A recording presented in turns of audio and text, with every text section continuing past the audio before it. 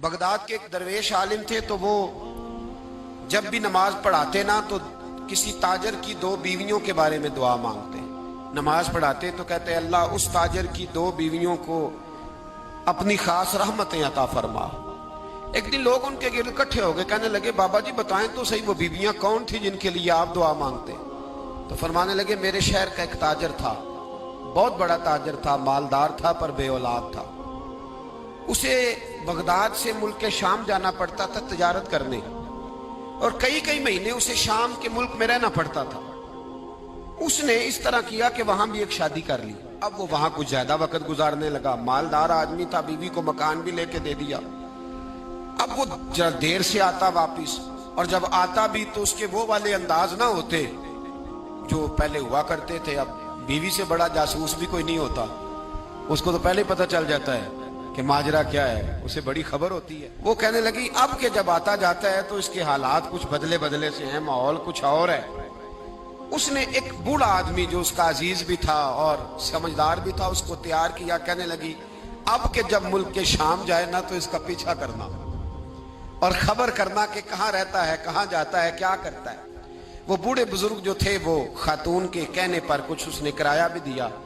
वो उस ताजर के पीछे गए और वापस आके खबर दी। कहने लगे कि ये तो 2-3 साल बीत गए, इसने वहां भी शादी की हुई है, तुझे बताया ही नहीं। बीबी बड़ी समझदार थी, हौसला मंद, जीरक, उसने शोर नहीं मचाया।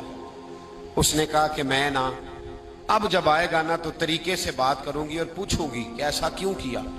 और ये भी उसने आके बताया कि अगर तेरे साथ निकाह के बाद उसे औलाद नहीं मिली तो औलाद वहां भी कोई नहीं, ये मुकम्मल तफसीलात। अब जब इस दफा खामंद आया तो आते ही वो बीमार हो गया, कमजोर होने लगा।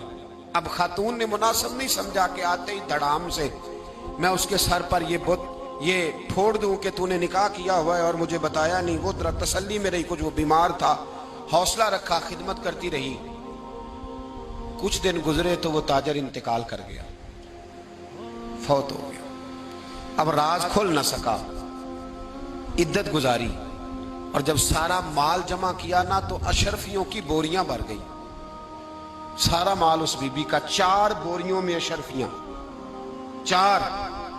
यहां तो पेट का दोजख है, माज अल्लाह भरता ही नहीं। हाल में मजीद, हाल में मजीद। वो जो कहते थे ना कि बस बाहर चला जाऊं और बाहर मैं कुछ थोड़े से पैसे कमा के 2-3 साल में लौट आऊंगा, फिर यहां आके कोई कारोबार करूंगा, वो गए हैं तो वापिस नहीं आए। वो जो कहते थे ना बस मैंने इतना सा कारोबार करना है कि मकान बन जाए, उन्होंने 4 मकान भी बना लिए हैं, लेकिन ब्रेक, हल में मजीद की दौड़ है।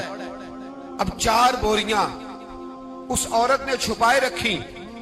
कोई बंदा नहीं जानता बगदाद में कि मुल्क के शाम में ताजर की दूसरी बीवी भी है।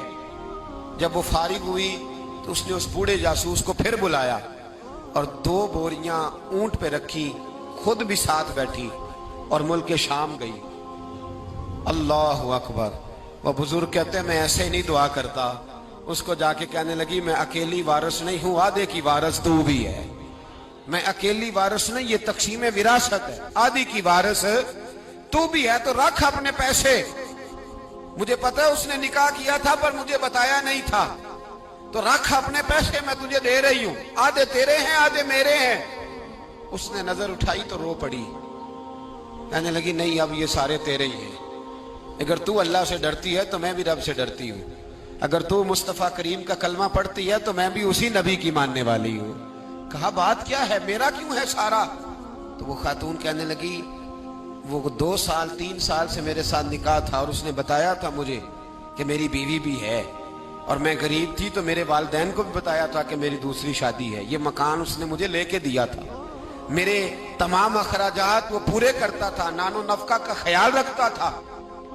लेकिन अब के जब वो आया तो वो बीमार था।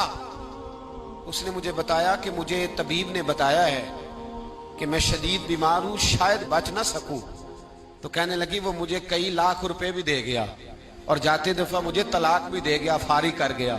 कहने लगा तू जहां चाहे मेरे बाद निकाह कर सकती है। और कहने लगा मैं चाहता था पहली बीवी को बता दूं, मौका नहीं बना और उसका दिल ना टूटे, बता नहीं पाया, लिहाजा वो मुझे ढेर सारे पैसे दे चुका है, सारा मेरा हिस्सा मुझे पहले से दे चुका है। मेरी बहन اب یہ 4 بوریوں میں سے 2 میری نہیں بلکہ 4 کی 4 ہی تیری ہے، تو ہی اس کی حقدار ہے۔ تو بزرگ کہتے ہیں مجھے بتاؤ جن کے اندر اس قسم کے تقوی کی جھلک ہو ان کے لیے ہر نماز کے بعد دعا مانگنی چاہیے کہ نہیں مانگنی چاہیے؟